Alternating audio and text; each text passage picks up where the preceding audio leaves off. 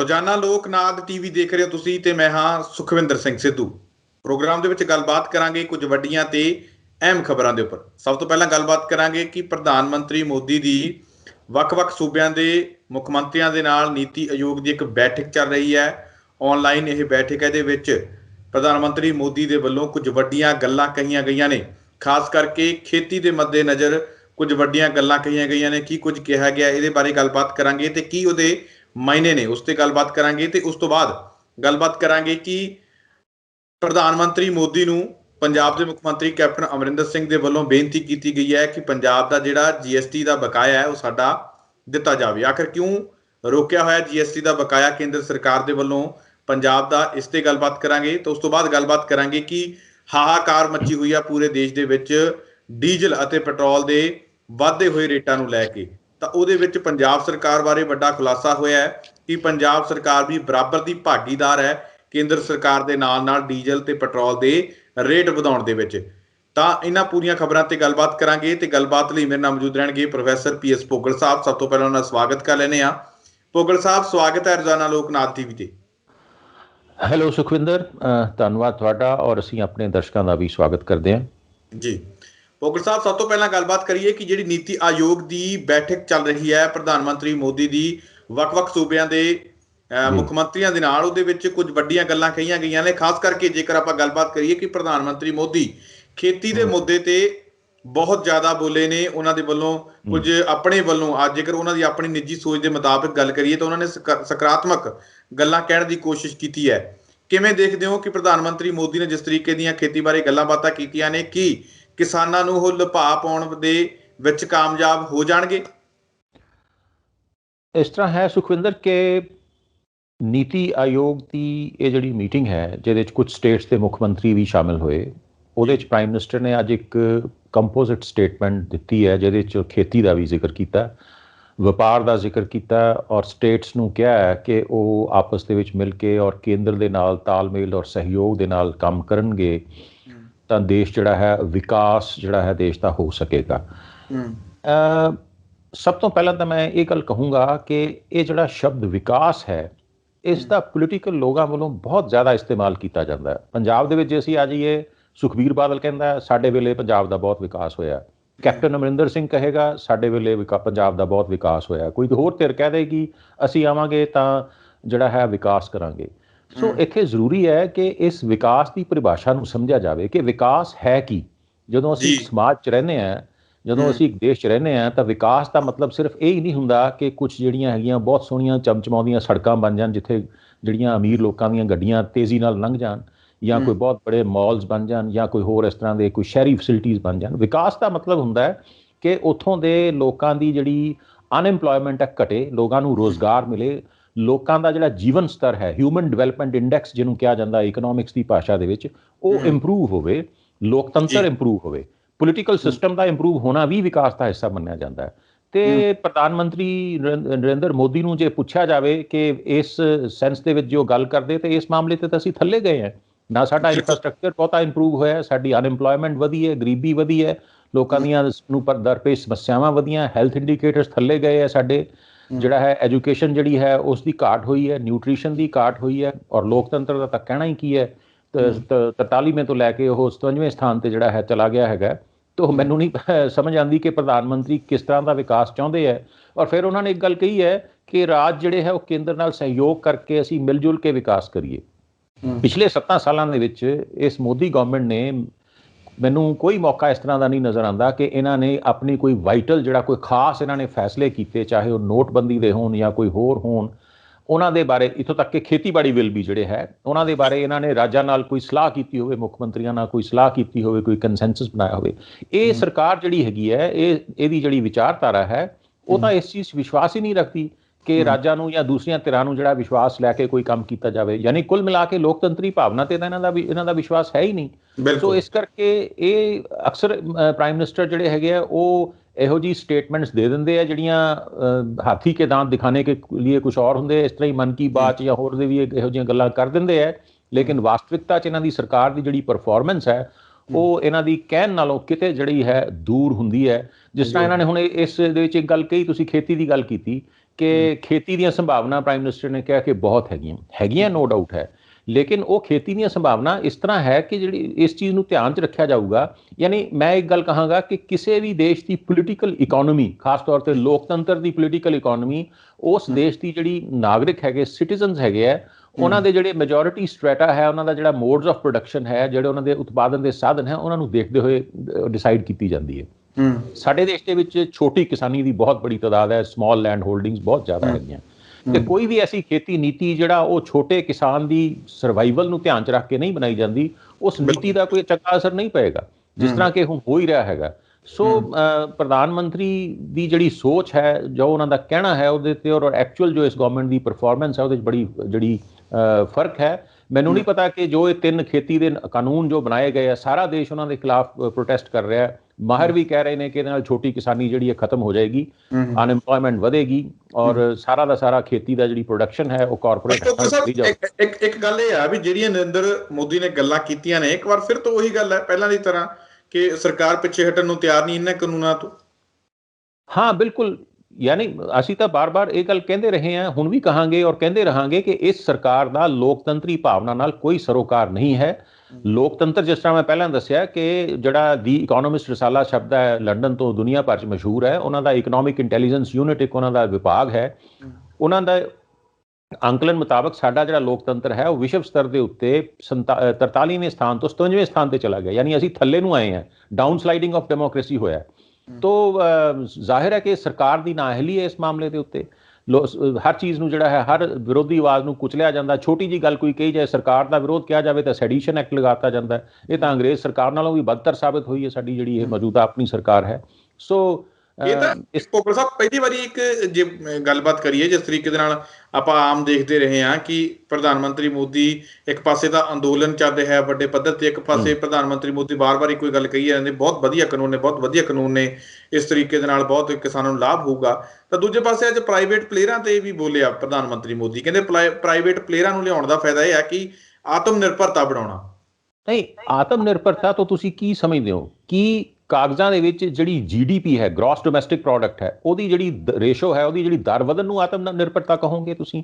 ਦੇਸ਼ ਦੇ ਵਿੱਚ ਪੈਸਾ ਬਹੁਤ ਜ਼ਿਆਦਾ ਆ ਜਾਏ, ਲੇਕਿਨ ਉਹ ਪੈਸਾ ਕੁਛ ਇੱਕ ਘਰਾਣਿਆਂ ਦੇ ਕੋਲ ਰਵੇ ਔਰ ਦੇਸ਼ ਦੀ ਬਹੁਤਾਤ ਜਿਹੜੀ ਹੈ ਗਰੀਬੀ ਰਵੇ, ਲੋਕ ਜਿਹੜੇ ਹੈ ਰੋਟੀ ਖਾਣ ਨੂੰ ਤਰਸਦੇ ਹੋਣ, ਤੇ ਕੀ ਉਸ ਨੂੰ ਅਸੀਂ ਜਿਹੜੀ ਹੈ ਡਿਵੈਲਪਮੈਂਟ ਕਹਾਂਗੇ, ਵਿਕਾਸ ਕਹਾਂਗੇ ਉਸ ਨੂੰ? ਸੋ ਪ੍ਰਧਾਨ ਮੰਤਰੀ, ਮੈਂ ਜਿਸ ਤਰ੍ਹਾਂ ਪਹਿਲਾਂ ਕਿਹਾ ਕਿ ਇਸ ਦੇਸ਼ ਦੀ ਪੋਲੀਟੀਕਲ ਇਕੋਨੋਮੀ ਕੀ ਹੋਣੀ ਚਾਹੀਦੀ ਹੈ, ਉਸ ਦੇ ਬਾਰੇ ਇਸ ਪਾਰਟੀ ਦੇ ਵਿਚਾਰ ਬੜੇ ਖਤਰਨਾਕ ਹੈਗੇ। ਇਹਨਾਂ ਦੀ ਵਿਚਾਰਧਾਰਾ ਬੜੀ ਖਤਰਨਾਕ ਹੈ। ਇਹ ਕਾਰਪੋਰੇਟ ਜਗਤ ਨੂੰ ਇੱਥੇ ਪਹਿਲ ਦੇਣੀ ਚਾਹੁੰਦੇ ਆ, ਸਾਰਾ ਕੁਝ ਉਹਨਾਂ ਦੇ ਹੱਥਾਂ 'ਚ ਦੇਣਾ ਚਾਹੁੰਦੇ ਆ, ਜਿਹਦੇ ਨਾਲ ਛੋਟਾ ਕਿਸਾਨ ਖਤਮ ਹੋ ਜਾਏਗਾ, ਛੋਟਾ ਬਿਜ਼ਨਸ ਖਤਮ ਹੋ ਜਾਏਗਾ, ਸਰਵਿਸ ਸੈਕਟਰ ਖਤਮ ਹੋ ਜਾਏਗਾ। ਆਲਰੇਡੀ ਅਸੀਂ ਦੇਖਦੇ ਹਾਂ ਕਿ ਜਿਹੜੀਆਂ ਹੈ ਸਰਕਾਰੀ ਨੌਕਰੀਆਂ ਜਾਂ ਜਿਹੜੀਆਂ ਪ੍ਰਾਈਵੇਟ ਪਬਲਿਕ ਸੈਕਟਰ ਦੀਆਂ ਜੌਬਸ ਹੈ ਉਹ ਘਟਾਈਆਂ ਜਾ ਰਹੀਆਂ। ਸਰਕਾਰ ਦੇ ਜਿਹੜੇ ਇਦਾਰੇ ਆ ਉਹ ਵੇਚੇ ਜਾ ਰਹੇ ਹੈਗੇ ਆ। ਤੋ ਇੱਕ ਬਹੁਤ ਹੀ ਔਰ ਇਹ ਉਸ ਵੇਲੇ ਹੈ ਜਦੋਂ ਸਾਡੇ ਦੇਸ਼ ਦੀ ਆਬਾਦੀ ਜਿਹੜੀ ਹੈਗੀ ਹੈ ਉਹ ਤਕਰੀਬਨ ਜਿਹੜੀ ਹੈ 1 ਅਰਬ 30 ਕਰੋੜ ਦੇ ਨਜ਼ਦੀਕ ਆਬਾਦੀ ਪਹੁੰਚ ਗਏ। ਏਡੀ ਵੱਡੀ ਆਬਾਦੀ ਜਿਹੜੀ ਹੈ ਉਸ ਨੂੰ ਖਾਣ ਲਈ, ਸਰਵਾਈਵਲ ਵਾਸਤੇ ਕੰਮਕਾਰ ਕਿੱਥੋਂ ਆਏਗਾ? ਇਹ ਸਾਰਾ ਕੁਝ ਦਾ ਜਵਾਬ ਜਿਹੜਾ ਹੈ ਮੋਦੀ ਕੋਲ ਨਹੀਂ, ਕਿਉਂਕਿ ਪ੍ਰਾਈਵੇਟ ਇਦਾਰੇ ਜਿਹੜੇ ਉਹ ਤਾਂ ਉਨੀ ਦੇਰ ਤੱਕ ਕੰਮ ਕਰਦੇ ਜਿੰਨੀ ਦੇਰ ਤੱਕ ਉਹਨਾਂ ਨੂੰ ਬੈਨੀਫਿਟ ਹੁੰਦਾ। ਇਸ ਕਰਕੇ ਉਹ ਕਦੀ ਵੀ ਕੋਈ ਐਸਾ ਕੰਮ ਨਹੀਂ ਕਰਨਗੇ ਜਿੱਥੇ ਉਹਨਾਂ ਨੂੰ ਲਾਭ ਨਾ ਹੋਵੇ। ਉਹਨਾਂ ਨੂੰ ਲੋਕਾਂ ਦੀ ਫਲਾਹੋ ਬਹਿਬੂਦ ਜਿਹੜੀ ਹੈ, ਜਿਹੜਾ ਉਹਨਾਂ ਦੀ ਡਿਵੈਲਪਮੈਂਟ ਹੈ, ਜਿਹੜੀ ਉਹਨਾਂ ਲਈ ਸੁਵਿਧਾਵਾਂ ਚਾਹੀਦੀਆਂ, ਉਹਦੇ ਨਾਲ ਕੋਈ ਲੈਣਾ ਦੇਣਾ ਨਹੀਂ ਹੈ। ਉਹ ਤਾਂ ਉਸ ਤਰ੍ਹਾਂ ਦੇ ਹਸਪਤਾਲ ਬਣਾਉਣਗੇ ਜਿੱਥੇ ਲੋਕ ਪੈਸੇ ਖਰਚ ਕੇ ਜਾ ਸਕਦੇ ਆ। ਗਰੀਬ ਬੰਦਾ ਉੱਥੇ ਕਿੱਥੋਂ ਚਲਾ ਜਾਊਗਾ? ਇਹੋ ਜਿਹੇ ਸਕੂਲ, ਕਾਲਜ, ਯੂਨੀਵਰਸਿਟੀਆਂ ਬਣਾਉਣਗੇ ਜਿੱਥੇ ਬਹੁਤ ਮੋਟੀ ਫੀਸ ਦੇ ਕੇ ਕੋਈ ਪੜ੍ਹ ਸਕਦਾ, ਫਿਰ ਉਹ ਗਰੀਬ ਵਰਗ ਦੇ ਕੰਮ ਨਹੀਂ ਆਉਣਗੇ।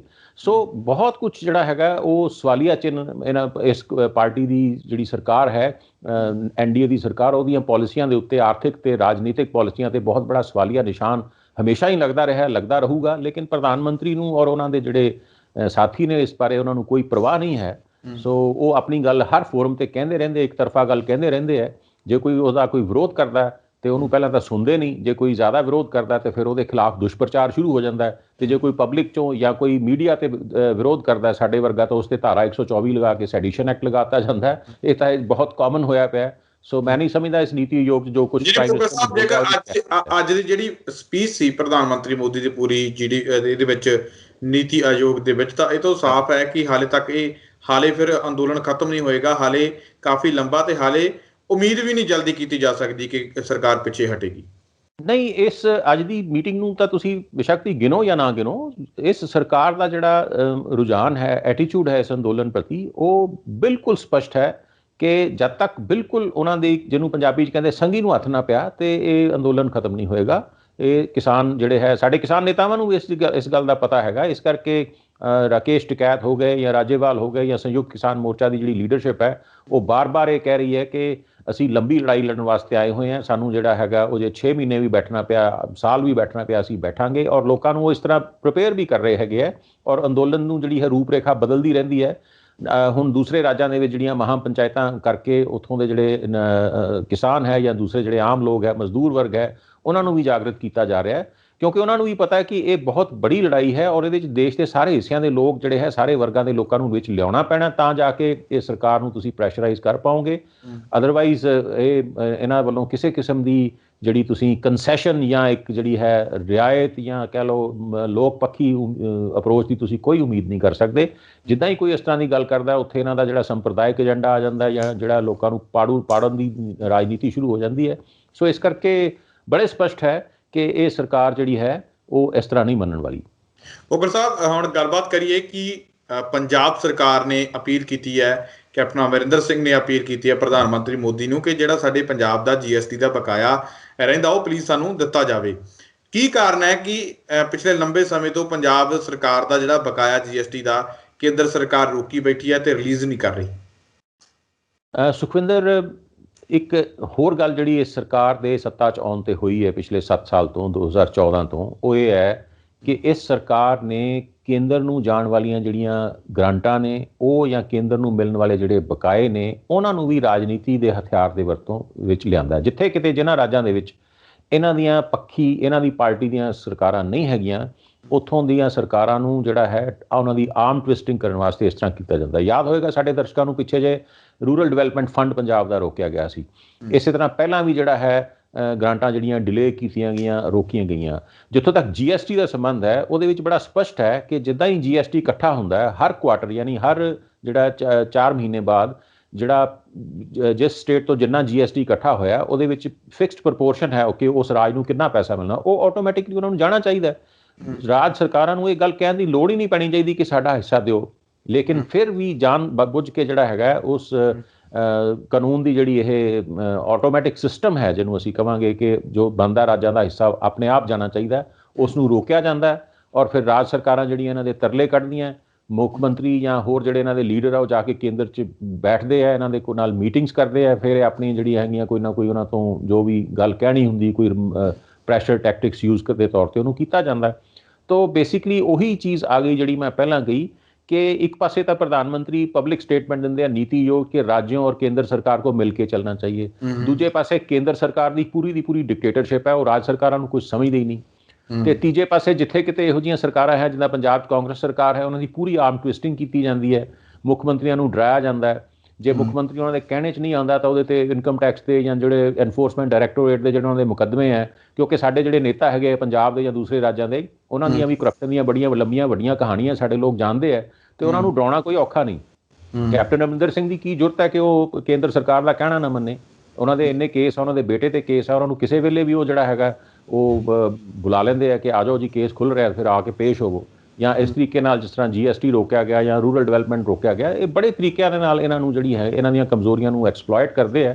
ਨਹੀਂ ਕਰਨਾ ਚਾਹੀਦਾ, ਮੈਂ ਮੰਨਦਾ ਇਸ ਗੱਲ ਨੂੰ, ਪਰ ਇਸ ਸਰਕਾਰ ਤੋਂ ਜਿਹਨੇ ਸੰਵਿਧਾਨ ਦਾ ਜਾਂ ਸੰਵਿਧਾਨਿਕ ਜਾਂ ਲੋਕਤੰਤਰ ਦੀਆਂ ਮਰਿਆਦਾਵਾਂ ਦਾ ਕੋਈ ਖਿਆਲ ਨਹੀਂ ਰੱਖਿਆ, ਉਹਨਾਂ ਤੋਂ ਤੁਸੀਂ ਕੀ ਉਮੀਦ ਕਰਦੇ ਹੋ? ਉਹ ਤਾਂ ਫਿਰ ਇਹ ਵੀ ਕਰਨਗੇ, ਇਸ ਤੋਂ ਇਲਾਵਾ ਉਹਨਾਂ ਨੂੰ ਕੋਈ ਹੋਰ ਤਰੀਕਾ ਮਿਲੇਗਾ ਉਹ ਵੀ ਕਰਨਗੇ।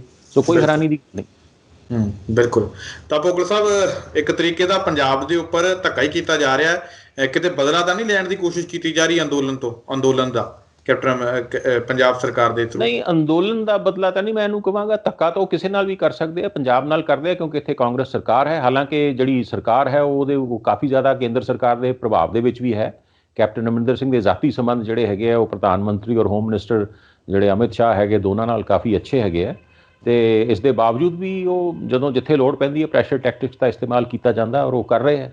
ਸੋ ਕੋਈ ਹੈਰਾਨੀ ਦੀ ਗੱਲ ਨਹੀਂ ਹੈ। ਬਦਲਾ ਲੈਣਾ ਵੀ ਕਹਿ ਸਕਦੇ ਹੋ ਤੁਸੀਂ ਬੇਸਿਕਲੀ, ਕਿਉਂਕਿ ਸਰਕਾਰ ਉਹਨਾਂ ਦੀ ਨਹੀਂ ਹੈ, ਇੱਥੇ ਕਾਂਗਰਸ ਪਾਰਟੀ ਦੀ ਸਰਕਾਰ ਹੈ, ਇਸ ਕਰਕੇ ਉਹਨਾਂ ਦਾ ਇਸ ਤਰ੍ਹਾਂ ਦਾ ਐਟੀਟਿਊਡ ਹੈ। ਜਿਵੇਂ ਆਪਾਂ ਦੇਖਿਆ ਪਿੱਛੇ ਅੰਦੋਲਨ ਕਰਕੇ ਪੰਜਾਬ ਦੇ ਵਿੱਚ BJP ਦੇ ਨੇਤਾਵਾਂ ਨੂੰ ਬੜਾ ਜਿਹੜਾ ਹੈ ਉਹ ਅਜੀਬ ਹਾਲਾਤਾਂ ਦਾ ਸਾਹਮਣਾ ਕਰਨਾ ਪਿਆ, ਲੋਕ ਵਿਰੋਧ ਕਰਦੇ ਸੀ, ਉਹਨਾਂ 'ਤੇ ਹਮਲੇ ਵੀ ਹੋਏ, ਸਭ ਕੁਛ ਹੋਇਆ, ਅਤੇ ਉਸ ਮੁਤਲਕ ਪ੍ਰੈਸ਼ਰ ਬਿਲਡ ਕਰਨ ਲਈ ਵੀ ਜਿਹੜਾ ਹੈ ਕੇਂਦਰ ਸਰਕਾਰ ਨੇ ਇਹਨਾਂ ਨੂੰ ਬੁਲਾਇਆ, ਤਲਬ ਕੀਤਾ। ਫਿਰ ਕੈਪਟਨ ਅਮਰਿੰਦਰ ਸਿੰਘ ਨੇ ਸਟੇਟਮੈਂਟਸ ਦਿੱਤੀਆਂ, ਉਹਨਾਂ ਨੂੰ ਸਿਕਿਉਰਿਟੀ ਪ੍ਰੋਵਾਈਡ ਕਰਾਈ, ਚੰਗਾ ਕੀਤਾ। ਲੇਕਿਨ ਇਹ ਚੀਜ਼ਾਂ ਨਾਰਮਲ ਰੂਟੀਨ 'ਚ ਹੋਣੀਆਂ ਚਾਹੀਦੀਆਂ। ਕੇਂਦਰ ਸਰਕਾਰ ਜਾਂ ਕਿਸੇ ਇੱਕ ਵਿਸ਼ੇਸ਼ ਪਾਰਟੀ ਦੀ ਸਰਕਾਰ ਨੂੰ ਪ੍ਰੈਸ਼ਰ ਟੈਕਟਿਕਸ ਜਿਹੜੇ ਉਹ ਨਹੀਂ ਯੂਜ਼ ਕਰਨੇ ਚਾਹੀਦੇ। ਇਹ ਲੋਕਤੰਤਰੀ ਮਰਿਆਦਾ ਦੇ ਖਿਲਾਫ ਹੈ।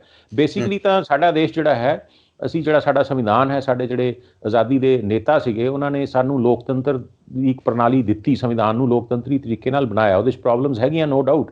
ਤਾਂ ਹਰ ਸਰਕਾਰ ਦਾ ਇਹ ਫਰਜ਼ ਹੈ ਕਿ ਉਸ ਲੋਕਤੰਤਰ ਦੀਆਂ ਮਰਿਆਦਾਵਾਂ ਨੂੰ ਜਿਹੜਾ ਹੈ ਉਹ ਬਣਾ ਕੇ ਰੱਖੇ।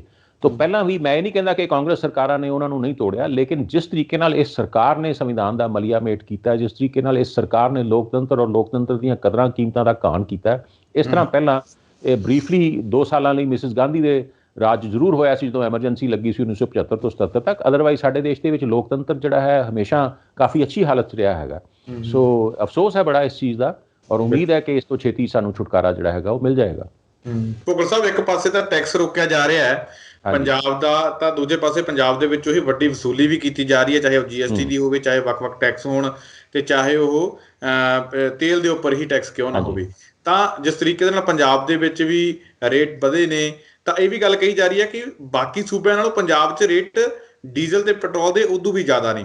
ਤਾਂ ਜਿਸ ਤਰੀਕੇ ਦੇ ਨਾਲ ਇਹ ਗੱਲ ਕਹੀ ਜਾ ਰਹੀ ਹੈ ਕਿ ਪੈਟਰੋਲ ਦੇ ਲਗਾਤਾਰ ਰੇਟ ਵੱਧ ਰਹੇ ਨੇ, ਕੇਂਦਰ ਸਰਕਾਰ ਨੂੰ ਜ਼ਿੰਮੇਵਾਰ ਮੰਨਿਆ ਜਾ ਰਿਹਾ, ਤਾਂ ਦੂਜੇ ਪਾਸੇ ਇਹ ਵੀ ਖਬਰਾਂ ਨਸ਼ਰ ਹੋ ਰਹੀਆਂ ਨੇ ਕਿ ਜਿੰਨੀ ਕੇਂਦਰ ਸਰਕਾਰ ਇਹਨਾਂ ਦੇ ਰੇਟ ਵਧਾਉਣ ਦੇ ਵਿੱਚ ਜ਼ਿੰਮੇਵਾਰ ਹੈ, ਉਨੇ ਹੀ ਜ਼ਿੰਮੇਵਾਰ ਪੰਜਾਬ ਦੇ ਮੁੱਖ ਮੰਤਰੀ ਕੈਪਟਨ ਅਮਰਿੰਦਰ ਸਿੰਘ ਵੀ ਨੇ।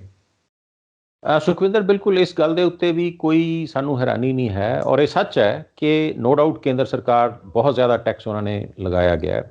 ਅਖਬਾਰਾਂ 'ਚ ਖਬਰਾਂ ਆਉਂਦੀਆਂ ਕਿ ਜਦੋਂ ਇੰਟਰਨੈਸ਼ਨਲ ਮਾਰਕੀਟ 'ਚ ਪੈਟਰੋਲੀਅਮ ਦੇ ਪ੍ਰਾਈਸਿਸ ਅੱਜ ਤੋਂ 15 ਸਾਲ ਪਹਿਲਾਂ ਬਹੁਤ ਜ਼ਿਆਦਾ ਹਾਈ ਚਲੇ ਗਏ ਸੀਗੇ, $146 ਪਰ ਬੈਰਲ ਚਲਾ ਗਿਆ ਸੀ, ਉਦੋਂ ਵੀ ਸਾਡੇ ਦੇਸ਼ ਦੇ ਵਿੱਚ ਪੈਟਰੋਲ ਔਰ ਡੀਜ਼ਲ ਇੰਨਾ ਮਹਿੰਗਾ ਨਹੀਂ ਸੀ। ਹੁਣ ਇਸ ਵੇਲੇ ਸਾਡੇ ਜਿਹੜੇ ਪ੍ਰਾਈਸਿਸ ਨੇ ਉਹ ਤਕਰੀਬਨ $70 ਤੋਂ ਥੋੜ੍ਹਾ ਘੱਟ ਨੇ ਇਸ ਵੇਲੇ, ਜੋ ਅੱਜ ਦਾ ਰੇਟ ਹੈਗਾ ਪਰ ਬੈਰਲ। ਪਰ ਇਸ ਦੇ ਬਾਵਜੂਦ ਵੀ ਸਾਡੇ ਜਿਹੜਾ ਹੈ ਪੈਟਰੋਲ $100 ਦੇ ਨਜ਼ਦੀਕ ਚਲਾ ਗਿਆ, ਔਰ ਡੀਜ਼ਲ ਵੀ 80 ਨੂੰ ਕ੍ਰਾਸ ਕਰ ਚੁੱਕਾ ਹੈਗਾ। ਔਰ ਇਸ ਦੇ ਵਿੱਚ ਜਿੱਥੋਂ ਤੱਕ ਪੰਜਾਬ ਸਰਕਾਰ ਦਾ ਸੰਬੰਧ ਹੈ, ਪੰਜਾਬ ਸਰਕਾਰ ਦੇ ਆਪਣੇ ਜਿਹੜੇ ਟੈਕਸ ਹੈਗੇ ਆ ਇੱਥੇ ਲਗਾਏ ਗਏ, ਐਕਸਾਈਜ਼ ਡਿਊਟੀ ਜਿਹੜੀ ਇੱਥੇ ਲੱਗਦੀ ਹੈ ਪੈਟਰੋਲ ਪੰਪਾਂ ਦੇ ਵਿਕਣ ਵਾਲੇ ਸਾਲ, ਉਹ ਕਾਫੀ ਹਾਈ ਹੈਗੀ ਹੈ। ਯਾਨੀ ਆਪਾਂ ਜਾਂਦੇ ਰਹਿੰਦੇ ਹਾਂ, ਤੁਸੀਂ ਵੀ ਦਿੱਲੀ ਜਾਂਦੇ ਹੋ, ਮੈਂ ਵੀ ਦਿੱਲੀ ਜਾਂਦਾ, ਚੰਡੀਗੜ੍ਹ ਜਾਂਦੇ ਹਾਂ, ਆਪਾਂ ਹਰਿਆਣਾ ਹਿਮਾਚਲ ਜਾਂਦੇ ਹਾਂ, ਇਹਨਾਂ ਸਾਰੀਆਂ ਗੁਆਂਢੀਆਂ ਸਟੇਟਸ ਦੇ ਵਿੱਚ ਜਿਹੜਾ ਹੈਗਾ ਡੀਜ਼ਲ ਦਾ ਔਰ ਪੈਟਰੋਲ ਦਾ ਰੇਟ ਸਾਡੇ ਨਾਲੋਂ ਥੱਲੇ ਹੈ। ਬਹੁਤ ਵਾਰ ਸਾਡੀ ਜਿਹੜੀ ਪੈਟਰੋਲ ਪੰਪ ਐਸੋਸੀਏਸ਼ਨ ਹੈ, ਉਹਨਾਂ ਨੇ ਵੀ ਇਹ ਸਰਕਾਰ ਦੇ ਅੱਗੇ ਰੌਲਾ ਰੱਪਾ ਪਾਇਆ ਕਿ ਸਾਡੇ ਖਾਸ ਤੌਰ 'ਤੇ ਜਿਹੜੇ ਬਾਰਡਰਿੰਗ ਏਰੀਆਜ਼ ਦੇ ਵਿੱਚ ਪੈਟਰੋਲ ਪੰਪ ਹੈ, ਉਹਨਾਂ ਦੀ ਸੇਲ ਬਹੁਤ ਘੱਟ ਹੈ, ਸਾਨੂੰ ਨੁਕਸਾਨ ਹੋ ਰਿਹਾ। ਔਰ ਦੂਸਰੇ ਰਾਜਾਂ ਤੋਂ ਪੈਟਰੋਲ ਸਮਗਲ ਵੀ ਹੁੰਦਾ ਹੈ, ਡੀਜ਼ਲ ਜਿਹੜਾ ਹੈ ਪੈਟਰੋਲ। ਫੋਰ ਐਗਜ਼ਾਮਪਲ ਮੋਹਾਲੀ ਹੈ, ਜਿਹੜਾ ਵੀ ਬੰਦਾ ਮੋਹਾਲੀ 'ਚ ਰਹਿੰਦਾ ਹੈ, ਕੁਦਰਤੀ ਗੱਲ ਹੈ ਉਹਨੇ ਦਿਨ ਦੇ ਵਿੱਚ ਕਿਤੇ ਨਾ ਕਿਤੇ ਚੰਡੀਗੜ੍ਹ ਜ਼ਰੂਰ ਜਾਣਾ ਹੁੰਦਾ। ਤਾਂ ਜਦੋਂ ਮੋਹਾਲੀ ਔਰ ਚੰਡੀਗੜ੍ਹ ਦਾ ਇਹੀ ਜਿਹੜਾ ਹੈਗਾ $3 ਦਾ ਡੀਜ਼ਲ ਦਾ ਪਰ ਲੀਟਰ ਦਾ, ਜਾਂ ਪੈਟਰੋਲ ਦਾ ਜਿਹੜਾ ਹੈਗਾ $5-6 ਦਾ ਫਰਕ ਹੋਏਗਾ, ਤਾਂ ਮੋਹਾਲੀ ਤੋਂ ਕਿਉਂ ਪੈਟਰੋਲ ਜਾਂ ਡੀਜ਼ਲ ਪਵਾਏਗਾ? ਉਹ ਚੰਡੀਗੜ੍ਹ ਦੇ ਪੰਪਾਂ ਤੋਂ ਪਵਾਏਗਾ। ਜ਼ਾਹਿਰ ਹੈ ਉਹਨਾਂ ਦੀ ਸੇਲ ਵਧੇਗੀ। ਇਸੇ ਤਰ੍ਹਾਂ ਜਿਸ ਤਰ੍ਹਾਂ ਆਪਾਂ ਦੇਖਿਆ ਸ਼ਰਾਬ ਦੇ ਰੇਟਾਂ 'ਚ ਵੀ ਫਰਕ ਹੈਗਾ। तो चंडीगढ़ तो लोग शराब लियाते, चाहे एक बोतल करके लियाते या लुको के लियाते या समगलिंग भी होंगी है। तो इस संबंधी सरकारों को चाहिए कि वो रैशनलाइज टैक्सेशन पॉलिसी फॉलो करन, इस तरह के जिहड़ियां गुआंढी राज्यां दे नाल जिहड़े मिल के फैसले किए जान, ताकि लोगों के उत्ते जिहड़ा है फालतू टैक्सां दा जिहड़ा है वो भार ना पवे और अननैसेसरी जिहड़ी प्राइस राइज होया डीजल का और पैट्रोल का लोकल एक्साइज ड्यूटी करके वो ना होवे। सो पर अफसोस की गल है कि ना तो केंद्र सरकार इस बारे ध्यान करती है। केंद्र सरकार का तो जिहड़ा है मध्य वर्ग जिहड़ा है मिडल क्लास उहदे प्रति कोई झुकाव ही नहीं है। उन्हां दी तां जिहड़ी सारी दी सारी पॉलिसी है वो या तां अमीर कॉरपोरेट घराणिਆਂ पक्षी है या जिहड़े अत गरीब लोग ने जिन्हां नूं ओह वक्तन पैसा वंड के वोटां खरीद सकते हैं पार्टी, उन्हां वाले पासे ध्यान है। तो वो कहंदे मिडल क्लास जिहड़ी है तकरीबन 4 ਤੋਂ 5% है भारत दे विच जिहड़ियां गड्डियां मोटरां चलदियां या होर ट्रांसपोर्ट बिजनेस च है, ਤਾਂ ਸਾਨੂੰ ਉਹਨਾਂ ਤੋਂ ਅਸੀਂ ਕੀ ਲੈਣਾ, ਸਾਨੂੰ ਉਹਨਾਂ ਦੀਆਂ ਵੋਟਾਂ ਦੀ ਲੋੜ ਨਹੀਂ ਹੈ। ਸੋ ਇਸੇ ਤਰ੍ਹਾਂ ਪੰਜਾਬ ਸਰਕਾਰ ਹੈ, ਉਹਨਾਂ ਨੇ ਜਿਹੜੇ ਇੱਥੇ ਸੁਧਾਰ ਕਰਨੇ ਚਾਹੀਦੇ ਸੀਗੇ ਕਰ ਉਗਰਾਉਣ ਵਾਸਤੇ, ਜਿਸ ਤਰ੍ਹਾਂ ਫ੍ਰੀ ਬਿਜਲੀ ਦਾ ਜਿਹੜਾ ਮਸਲਾ ਹੈਗਾ ਜਾਂ ਹੋਰ ਜਿਹੜੀਆਂ ਸਬਸਿਡਾਈਜ਼ਡ ਹੈ, ਇਹ ਨਹੀਂ ਮੈਂ ਕਹਿੰਦਾ ਕਿ ਸਬਸਿਡੀਜ਼ ਬੰਦ ਹੋਣੀਆਂ ਚਾਹੀਦੀਆਂ, ਜਾਰੀ ਰਹਿਣੀਆਂ ਚਾਹੀਦੀਆਂ, ਲੇਕਿਨ ਉਹਨਾਂ ਦਾ ਗਲਤ ਉਪਯੋਗ ਬੜਾ ਹੁੰਦਾ, ਬਹੁਤ ਜ਼ਿਆਦਾ ਮਿਸਯੂਜ਼ ਹੁੰਦਾ। तो उस पंजाब सरकार या जिस तरह महंगी बिजली असीं लैने जिहड़े साडे समझौते होए आ दूसरियां पावर प्राइवेट जिहड़ियां कंपनियां, साडे बिजली सब तो ज़्यादा महंगी हैगी इस वेले। तो पंजाब सरकार उत्थे सुधार करन दी बजाय टैक्स वधा रही है। हुण 8 तरीक नूं फिर बजट पेश करना है मनप्रीत बादल ने, जो पंजाब दे खजाना मंत्री है, ਉੱਥੋਂ ਵੀ ਮੈਨੂੰ ਲੱਗਦਾ ਕਿ ਕੋਈ ਨਾ ਕੋਈ ਟੈਕਸ ਜੇ ਉਹ ਨਾ ਵਧਾਉਣਗੇ, ਕੋਈ ਸੈਸ ਵਧਾ ਦੇਣਗੇ ਔਰ ਉਹ ਜਿਹੜਾ ਹੈ ਭਾਰ ਫਿਰ ਜਿਹੜਾ ਹੈ ਉਹ ਮੱਧ ਵਰਗ ਦੇ ਉੱਤੇ ਪੈਂਦਾ ਚਲਾ ਜਾਏਗਾ। ਸੋ ਇਹ ਬੜੀ ਹੀ ਇੱਕ ਮਾੜੀ ਸੋਚ ਹੈ, ਬੜੀ ਹੀ ਇੱਕ ਮਤਲਬ ਇੱਕ ਫਾਲਟ ਹੈ, ਪਾਲਿਸੀ ਫਲਾ ਹੈ, ਜਿਸ ਨੂੰ ਦੂਰ ਕਰਨਾ ਬੜਾ ਜ਼ਰੂਰੀ ਹੈ। ਤੋ ਕੋਈ ਵੀ ਸਿਆਣਾ ਵਿਅਕਤੀ ਕਹੇਗਾ, ਸਰਕਾਰ ਨੂੰ ਕਹਿੰਦਾ ਰਹੇਗਾ, ਲੇਕਿਨ ਸਰਕਾਰ ਜਿਹੜੀ ਹੈ ਉਹ ਜੋ ਕਰਨ ਵਾਲੇ ਕੰਮ ਹੈ, ਜਿੱਥੇ ਸੁਧਾਰ ਹੋ ਸਕਦਾ ਉਹ ਨਹੀਂ ਕਰਦੀ, ਲੇਕਿਨ ਵਾਧੂ ਕਰ ਲਗਾ ਕੇ ਜਿਹੜੀ ਹੈ ਮਹਿੰਗਾਈ, ਇਨਫਲੇਸ਼ਨ ਹੈ ਵੱਧਦੀ ਜਾਂਦੀ ਹੈ, ਲੋਕਾਂ 'ਤੇ ਭਾਰ ਪਾਇਆ ਜਾ ਰਿਹਾ। ਜਿਹੜਾ ਤਨਖਾਹਾਂ ਫਰੀਜ਼ ਕੀਤੀਆਂ ਹੋਈਆਂ, 6ਵਾਂ ਪੇ ਸਕੇਲ ਜਿਹੜਾ ਹੈ, 6ਵਾਂ ਜਿਹੜਾ ਸਰਕਾਰੀ ਮੁਲਾਜ਼ਮਾਂ ਦਾ ਜਿਹੜਾ ਪੇ ਕਮਿਸ਼ਨ ਹੈ ਉਹ ਲਾਗੂ ਨਹੀਂ ਕੀਤਾ ਜਾ ਰਿਹਾ। ਇਸੇ ਤਰ੍ਹਾਂ ਜਿਹੜੇ ਹਾਇਰ ਐਜੂਕੇਸ਼ਨ ਇੰਸਟੀਟਿਊਸ਼ਨਸ ਨੇ, ਯੂਨੀਵਰਸਿਟੀਆਂ ਔਰ ਕਾਲਜ, ਉਹਨਾਂ ਦੀ ਪੇ ਸਕੇਲ ਨੂੰ UGC ਦੇ ਪੇ ਸਕੇਲ ਤੋਂ ਡੀਲਿੰਕ ਕਰਤਾ ਗਿਆ। ਸਾਰੇ ਅਧਿਆਪਕ ਜਿਹੜੇ ਹੈ ਉਹ ਹੜਤਾਲਾਂ ਕਰ ਰਹੇ ਨੇ, ਲੇਕਿਨ ਸਰਕਾਰ ਜਿਹੜੀ ਹੈ ਉਹਨਾਂ ਕੋਲ ਇੱਕੋ ਹੀ ਚੀਜ਼ ਹੈ ਕਿ ਅਸੀਂ ਟੈਕਸ ਵਧਾ ਦਿਆਂਗੇ। ਹੋ ਸਕਦਾ 8 ਤਰੀਕ ਨੂੰ ਹੋਰ ਐਕਸਾਈਜ਼ ਵੱਧ ਜਾਵੇ ਅਤੇ ਹੋਰ ਪੈਟਰੋਲ ਡੀਜ਼ਲ ਜਿਹੜਾ ਹੈ ਥੋੜ੍ਹਾ ਬਹੁਤਾ ਮਹਿੰਗਾ ਹੋ ਜਾਏ, ਤਾਂ ਕੋਈ ਹੈਰਾਨੀ ਨਹੀਂ ਹੋਏਗੀ। ਸੋ ਇਹ ਇੱਕ ਬੜੀ ਇਰਰੈਸ਼ਨਲ ਅਪਰੋਚ ਹੈ, ਕੋਈ ਇਹਦਾ ਕੋਈ ਜਵਾਬ ਨਹੀਂ ਹੈ, ਲੇਕਿਨ ਸਰਕਾਰ ਨੂੰ ਇਸ ਦੀ ਕੋਈ ਚਿੰਤਾ ਨਹੀਂ ਹੈ। ਉਹ ਆਪਣੇ ਹਿਸਾਬ ਨਾਲ ਜਿਹੜੇ ਚਲੇ ਜਾਂਦੇ ਆ। ਲੋਕਾਂ ਦੀਆਂ ਜਿਹੜੀਆਂ ਸਮੱਸਿਆਵਾਂ ਹੈ ਉਸ ਤੋਂ ਦੂਰ ਹਟੇ ਹੋਏ ਨੇ। ਪੰਜਾਬ ਦੇ ਬਾਰੇ ਤਾਂ ਫਿਰ ਵੀ ਅਸੀਂ ਜਾਣਦੇ ਹੀ ਹਾਂ ਕਿ ਸਰਕਾਰ ਦਾ ਲੋਕਾਂ ਨਾਲ ਜਿਹੜਾ ਕਨੈਕਟ ਹੈ ਪੋਲੀਟੀਕਲ ਪਾਰਟੀ ਦੇ ਥਰੂ ਹੁੰਦਾ। ਕਾਂਗਰਸ ਪਾਰਟੀ ਦੀ ਜਿਹੜੀ ਉਸ ਤਰ੍ਹਾਂ ਦੀ ਕੋਈ ਪਰਫਾਰਮੈਂਸ ਨਹੀਂ ਹੈ, ਮੁੱਖ ਮੰਤਰੀ ਐਕਸੈਸੀਬਲ ਨਹੀਂ ਹੈ, ਮਿਲਦੇ ਨਹੀਂ ਲੋਕਾਂ ਨੂੰ, ਇਹ ਤਾਂ ਜਗ ਜ਼ਾਹਿਰ ਹੈ। ਸੋ ਇਸ ਕਰਕੇ ਨੀਤੀਆਂ ਅਫਸਰ ਜਿਹੜੇ ਬਣਾਈ ਜਾ ਰਹੇ ਹੈ ਉਹ ਲਾਗੂ ਕੀਤੀਆਂ ਜਾ ਰਹੀਆਂ। ਸੋ ਪੈਟਰੋਲ ਡੀਜ਼ਲ ਦੀ ਕੀਮਤ ਵੀ ਉਸੇ ਤਰੀਕੇ ਨਾਲ ਵੱਧ ਰਹੀ ਹੈ, ਤਾਂ ਕੋਈ ਉਸ ਪਾਸੇ ਧਿਆਨ ਨਹੀਂ ਕੀਤਾ ਜਾ ਰਿਹਾ। ਬੜੀ ਅਫਸੋਸਜਨਕ, ਬੜੀ ਚਿੰਤਾਜਨਕ ਸਥਿਤੀ ਹੈ ਦੇਸ਼ ਦੀ ਔਰ ਸਾਡੇ ਸੂਬੇ ਦੀ। ਅਤੇ ਉਮੀਦ ਹੀ ਕਰਦੇ ਹਾਂ ਜਾਂ ਅਰਦਾਸ ਕਰ ਸਕਦੇ ਹਾਂ ਜ਼ਿਆਦਾ ਤੋਂ ਜ਼ਿਆਦਾ ਕਿ ਇਸ ਦੇ ਬਾਰੇ ਸ਼ਾਇਦ ਕਿਸੇ ਦਿਨ ਕਿਸੇ ਦਾ ਕੋਈ ਧਿਆਨ ਜਾਵੇ ਅਤੇ ਲੋਕਾਂ ਨੂੰ ਕੋਈ ਰਾਹਤ ਮਿਲੇ। ਜੀ ਭੋਗਲ ਸਾਹਿਬ, ਤੁਸੀਂ ਸਾਡੇ ਨਾਲ ਪ੍ਰੋਗਰਾਮ ਦੇ ਵਿੱਚ ਜੁੜੇ, ਤੁਹਾਡਾ ਬਹੁਤ ਬਹੁਤ ਧੰਨਵਾਦ ਜੀ। ਬਹੁਤ ਧੰਨਵਾਦ ਤੁਹਾਡਾ, ਔਰ ਸਾਡੇ ਦਰਸ਼ਕਾਂ ਦਾ ਵੀ ਬਹੁਤ ਬਹੁਤ ਧੰਨਵਾਦ ਜੀ। ਤਾਂ ਆਏ ਸਨ ਪ੍ਰੋਫੈਸਰ PS ਭੋਗਲ ਸਾਹਿਬ, ਜਿਨ੍ਹਾਂ ਨੇ ਪ੍ਰੋਗਰਾਮ ਦੇ ਵਿੱਚ ਸਾਡੇ ਨਾਲ ਜੁੜ ਕੇ ਕਾਫੀ ਅਹਿਮ ਮੁੱਦਿਆਂ ਦੇ ਉੱਪਰ ਸਾਡੇ ਨਾਲ ਗੱਲਬਾਤ ਕੀਤੀ ਹੈ, ਆਪਣੇ ਵਿਚਾਰ ਪੇਸ਼ ਕੀਤੇ ਨੇ। ਉਮੀਦ ਕਰਦੇ ਹਾਂ ਕਿ ਪ੍ਰੋਫੈਸਰ ਭੋਗਲ ਸਾਹਿਬ ਦੇ ਇਹ ਵਿਚਾਰ ਤੁਹਾਨੂੰ ਜ਼ਰੂਰ ਪਸੰਦ ਆਏ ਹੋਣਗੇ। ਦੁਬਾਰਾ ਫਿਰ ਮਿਲਾਂਗੇ ਇਸੇ ਪ੍ਰੋਗਰਾਮ ਦੇ ਵਿੱਚ ਕੁਝ ਨਵੀਆਂ ਖਬਰਾਂ ਦੇ ਨਾਲ। ਤਦ ਤੱਕ ਲਈ ਦਿਓ ਇਜਾਜ਼ਤ। ਧੰਨਵਾਦ।